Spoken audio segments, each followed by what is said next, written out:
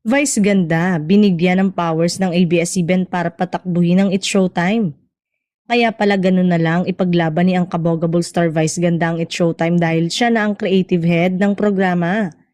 Ani Vice, pinagkatiwalaan sa akin ng mga boss kaya ang Showtime is my life now. I'm so obsessed to it. Pagpapatuloy niya.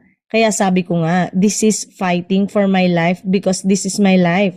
So I will not allow my life to be just wasted. Yung parang naglaho na lang siya tapos what happened? Dagdag pa niya, isisave ko ang Showtime, lahat ng kaya kong gawin, isisave ko yung mga kasama ko sa bahay na yon.